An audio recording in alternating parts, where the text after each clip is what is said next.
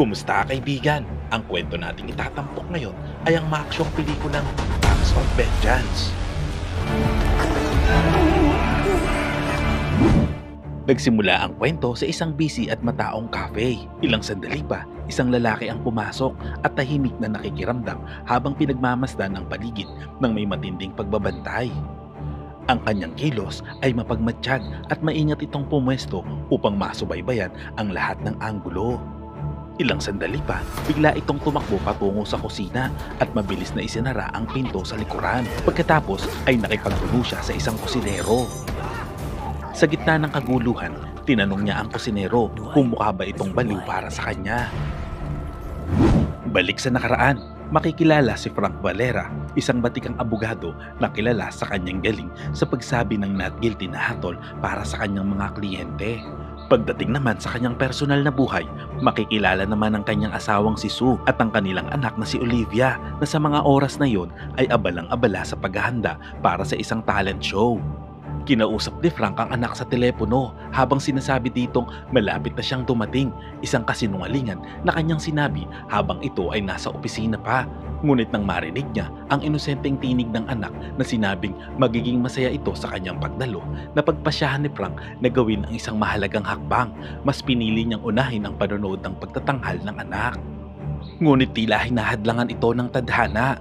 Pagsara ng pintuan ng elevator, kinausap siya ng kanyang boss tungkol sa trabaho na nauwi sa isang gabing abala.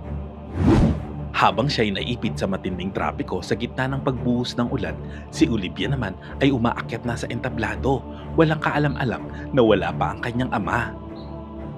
Dumating si Frank sa performance hall na may pananabik na makita ang kanyang mag-ina, ngunit ang kanyang puso ay tila gumuho nang hindi niya makita ang mga ito sa karamihan. Kabado si Frank habang paulit-ulit niyang tinatawagan ang numero ng kanyang asawa at anak. Ngunit ang kanyang tawag ay hindi sinasagot ng kanyang mag-ina. Bit-bit ang mabigat na damdamin, umuwi siya ng malungkot habang ang kanyang pag-aalala ay lalo pang lumalalim sa bawat minutong lumilipas. Tinawagan niya ang kanyang asawa. Ang kanyang tinig ay nanginginig sa pag-aalala at pagsisisi. Paulit-ulit siyang humihingi ng tawad, taimtim na nakikiusap na umuwi na sila habang ang gabi lalo pang tumatagal at lumalalim. Unti-unting nagiging malabo ang pagdaloy ng oras sa gitna ng kanyang pagkabalisa habang siya'y nakaupo sa tabi ng bintana. Tanging malakas na tik-tak ng orasan ang maririnig sa katahimikan ng kanilang tahanan. Bawat segundo'y parang dagok sa kanyang puso, unti-unting inuukit ang kanyang takot. Hanggang sa ang katahimikan ng gabi ay biglang binasag ng kumukutitap na ilaw sa labas. Isang sasakyan ng pulis ang huminto sa tapat ng kanilang bahay. Ang pagdating nito'y tila naghatid ng malamig na sindak ng buong silid. Parang biglang tumigil ang tibok ng kanyang puso. Agad siyang nagtungo sa pintuan habang unti-unting bumubukas sa kanyang harapan ang kinakatakutan niyang mangyari. Ang mga tinig ng mga pulis ay unti-unting nawala sa kanyang pandinig habang siya ay dinala patungo sa crime scene. Ang bawat hakbang niya ay mabigat, puno ng kaba at lungkot. Sa isang nakapanlulumong tagpo, nasilayan niya ang dalawang figura na magkayakap, isang bangungot na hindi na mabubura sa kanyang alaala. Ang mga katawan ng kanyang pinakamamahal na asawa at kanilang munting anak ang kanyang nasilayan. Gumuho ang mundo ni Frank, isang malakas, masakit na sigaw ang kumawala mula sa kanyang dibdib. Umaalingaw-ngaw sa katahimikan ng gabi na puno ng matinding pagdadalamhati. Ilang araw ang lumipas at makikita si Frank sa presinto ng pulisya. Namumugto ang mga mata mula sa ilang gabing walang tulog at pusong sugatan sa matinding pagdadalamhati.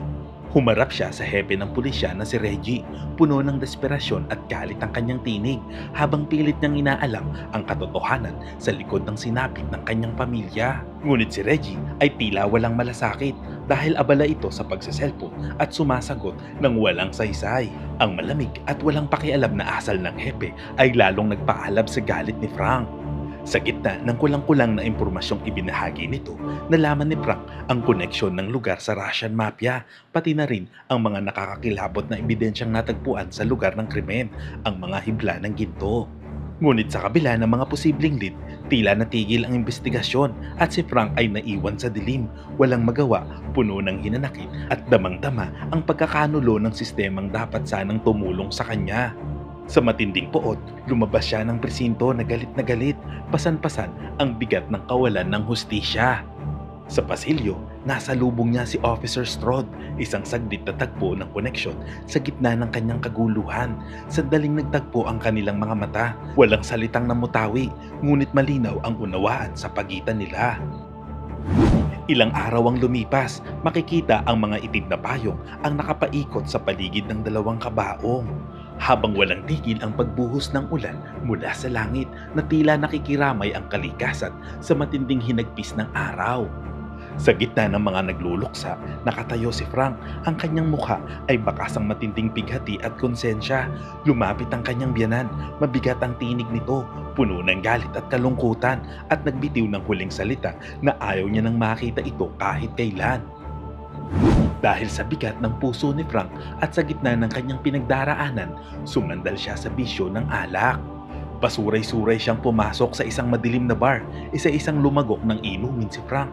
Habang unti-unting naglalaho ang mundo sa kanyang paningin, nilunod niya ang sakit sa bawat inom. Sa kalagitnaan ng kanyang pagkalasing, tila napunta siya sa isang likurang bahagi ng bar kung saan isang madugong labanan sa loob ng cage ang ginaganap. Mga taong ayok sa suntukan, mga kamaong walang awa. Si Frank na sunod-sunod ang shot ng alak ay lalong nagpaalab sa kanyang galit at lungkot hanggang sa tuluyang sumabog ang kanyang damdamin at isang iglap sumugod siya sa isang manonood. Walang pakundangan, pinakawalan niya ang lahat ng sakit sa marahas na paraan, isang baliw na pagpapakawala ng puot sa kanyang pusong wasak. Pagkatapos ay makikita ang pagbulusok ni Frank sa marahas na mundo ng underground fighting. Bawat laban ay nagtatapos sa kanyang pagkatalo at ang sakit ng pagkawala ang lalo pang nagtutulak sa kanya sa dilim. Sa gitna ng kaguluhan, nakita siya ni Officer Strode, ang nag-iisang anino sa gitna ng kaguluhan. Sa sumunod na eksena, makikitang magkasama sina Frank at Officer Strode. Nag-open si Frank tungkol sa dati niyang buhay bilang matagumpay na abogado. Ang kanyang tinig ay may halong pait at pagsisisi. Ikinwento niya ang mga naging pagtatanggol sa mga taong maaaring hindi karapat-dapat, habang ramdam ang bigat ng kanyang konsensya at pagkadismaya sa bawat salitang binitiwan.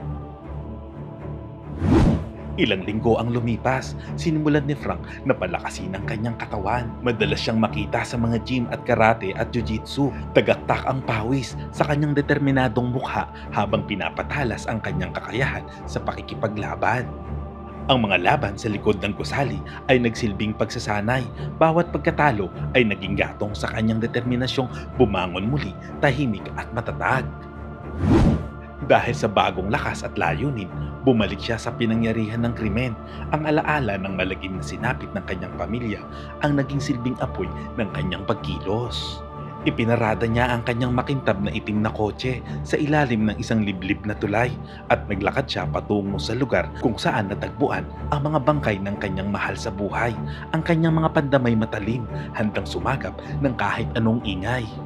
Isang mahinang katok mula sa malayo ang pumukaw sa kanyang pansin. Isang tunog na halos hindi marinig sa gitna ng ulan. Sa isang sandali ng kaliwanagan, napagtanto niya na ang kanyang bagong taglay na katahimikan ay naging kalamangan niya dahil naririnig niya ang mga bagay na maaaring hindi pansin ng iba.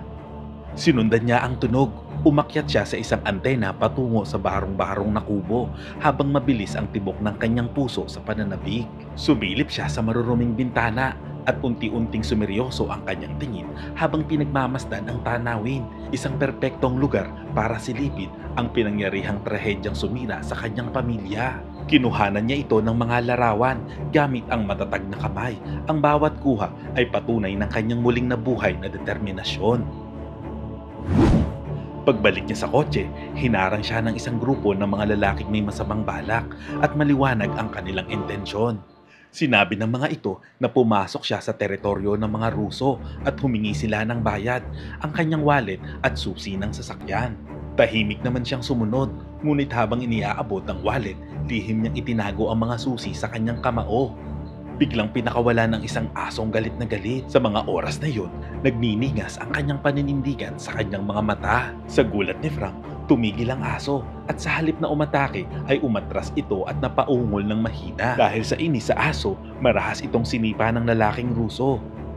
Sa isang mabilis at walang pag-aalinlangan na kilos, Umatake si Frank. Ang mga taon ng pagsasanay at naipong galit ang siyang nagtulak sa kanyang pag-atake. Dahil dito ay nagkaroon ng isang matinding labanan.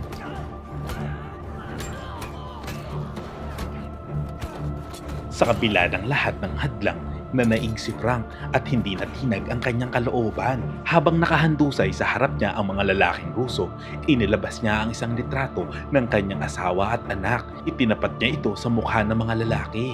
Mahinahon, ngunit matigas ang kanyang tinig habang sinusuri ang mga mata ng lalaki. Naghahanap ng pagkilala at pagsisisi. Ngunit wala siyang nakita ni isa man. Pagkatapos ay kinuhanan niya ito ng litrato. Bago pa siya makakilos muli, isang putok ng baril ang umalingaw-ngaw. Isang matinding sakit ang biglang bumalot sa kanyang tiyan. Unti-unting lumabo ang kanyang paningin habang bumagsak naman siya sa lupa. Sa huling saglit ng kanyang alaala, naramdaman niya ang isang papalapit na presensya, isang babae. Ang mga mata ay puno ng malasakit at matibay na paninindigan. Pagkatapos, nagising si Frank na may kalituhan, walang saplot pang itaas, habang ang hapdi ng kanyang sugat ay paalala ng mga kaganapan ng nakaraang gabi. Sa kanyang tabi, naroon si Alma, isang nurse ng emergency room na ipinaliwanag ang nangyari sa kanya. Sinabi nito na hindi tumama sa kanyang vital organs ang bala. Sa kabila ng pakikipag-usap ni Alma sa kanya, ay nanatiling tahimik si Frank. Wala siyang imik nang umalis siya sa bahay ng babae. Ngunit habang papaalis siya, ay sinundan naman siya ng aso. Magkasama silang bumalik sa kanyang tahanang wala ng sigla, kung saan ang lungkot ay tila nakabitin sa bawat sulok ng hangin. Ilang sandali pa, inilagay niya ang larawan ng Russian mobster sa kanyang whiteboard, isang madilim na paalala ng kanyang hangarin para sa hustisya. Biglang nagring ang doorbell. Pinasag nito ang katahimikan. Si Alma iyon, habang hawak nito ang kanyang wallet na naiwan. Ipinilit nito na palitan ang mga benda ni Frank at sa kanyang mahinahong pagpupursige, unti-unting nawala ang pader na itinayo ni Frank sa ibang tao. Lumipas ang mga araw at lalo pang tumatag ang determinasyon ni Frank. Sinimulan niyang hanapin ang posibleng saksi, isang lalaking nakilala niya na nakatira sa tagpi-tagping lugar. Ngunit hindi niya na ito inabutan doon. Upang malibang, dinalaw niya si Alma sa bahay nito, ngunit hindi niya na rin ito inabutan. Si Alma ay nasa hospital, abala sa trabaho, at ng mga oras na yun, isang grupo ng mga kalalakihan ang humihingi ng pera dito. Buo naman ang loob ni Alma na tuluyang kumawala sa mga ito, at buong tapang niyang hinarap ang kanilang pananakot. Nang magsimula na silang maging marahas, dumating si Frank na agaran ng kanyang kilos at pinairal nito ang likas na pagiging abogado. Pagkatapos ay inihatid niya si Alma pauwi. Ibinahagi nito ang isang mahalagang impormasyon tungkol sa lalaking nakatira sa tagpi-tagping bahay. Ito ay si Ginoong Shivers, isang kusinero sa isang local diner. Ang revelasyong ito ay muling nagbigay liwanag sa mga mata ni Frank na ngayon may hawak na bagong pag-asang patuloy na mag-uugnay sa kanya sa katotohanan. Balik sa kasalukuyan, sumiklab ang matinding sagupaan sa pagitan ni Frank at Shivers. Sa gitna ng tensyon, inilabas ni Frank ang larawan ng kanyang pamilya at hinarap kay Shivers na sa bandang huling umamin na din na isang tiwaling pulis ang tunay na may sala. Determinado sa paghahanap ng katotohanan, palihim na pumasok si Frank sa himpilan ng pulisya, pinagtagpi-tagpi ang mga piraso ng kanyang mga nalalaman. Doon niya natuklasan na si Officer Strode ang naka-duty sa lugar noong gabing naganap ang mga pagpatay at unti-unti nang lumilitaw ang kanyang hinala. Ilang araw ang ginawa niyang pagbabantay. Sinundan ni Frank ang bawat galaw ni Strode. Inaral ang kanyang mga nakasanayang kilos. Sa likod ng isang paso sa labas ng bahay, natagpuan niya ang susi na nagbukas sa tahanan ng lalaki. Sa loob, isang nakakagimbal na katotohanan ang lumantad, isang bordadong jacket ng pulis na may kapansing-pansing gintong hibla at isang huwad na pinto na nagtatago ng mga ebidensyang magpapabagsak sa tunay na salarin. Sa gitna ng mga ebidensya, isang kamera ang tumambad. Laman nito ang nakakakilabot na mga larawan ni Frank at ng kanyang pamilya. Pagkatapos ay nag-iwan si Frank ng mensahe sa kotse ni Strode, isang hamong nagbabadya ng kanilang huling paghaharap. Pagdating ni Strode sa lumang bodega, dama ang matinding tensyon sa paligid. Pagkatapos ay nauwi ito sa isang mabangis na labanan. Hinarap ni Frank ang kanyang matinding pagnanais na paghihiganti.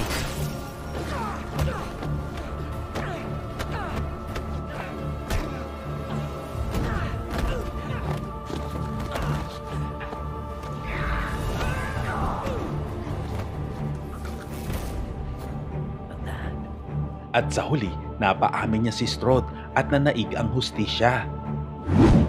Kumalat ang balita ng pag-aresto at pagkakakulong ni Strahd, isang tiwaling pulis ang naparusahan. Inamin mismo ng pulisya ang kahalagahan ng pangyayari at idiniklara na ang pagkakatanggal ng isang bulok sa hanay nila ay tagumpay ng buong bayan. At sa huli, magkasama sina Frank at Alma sa puntod ng mahal niyang asawa at anak. Sa isang tagpong puno ng damdamin, binali ni Frank ang matagal niya ng pananahimik at ibinulong ang mga salitang "mahal ko kayo" na umalingaw-ngaw sa katahimikan ng sementeryo. Samantala, tahimik na nakatayo si Alma sa kanyang tabi, matatag, mahinahon at tapat habang unti-unting natagpuan ni Frank ang kapayapaang matagal niya nang inasam sa gitna ng mga multo ng nakaraan. Salamat kaibigan at umabot ka sa punto ng video na ito. Anong masasabi mo sa ending ng kwento? Kung nagustuhan mo ito, ay pwede ba akong makahingi ng like at pakitype naman sa comment section ang salitang Agnus Project? At kung bago ka naman sa ating munting channel, ay pasubscribe naman po bilang suporta. At para maipagpatuloy natin ang paghahatid ng magagandang movie recap, panoorin mo na rin po ang buong movie pag may time ka. Sana'y nagustuhan mo kaibigan ang kwentong ating itinampok. Kung magkagayon, ay baka naman pwedeng pakilike ang videong ito at pasubscribe na rin sa aking channel. Kung hindi mo naman ito nagustuhan, ay pwede mong pindutin ang dislike button ng 2 beses para makasigurado ka.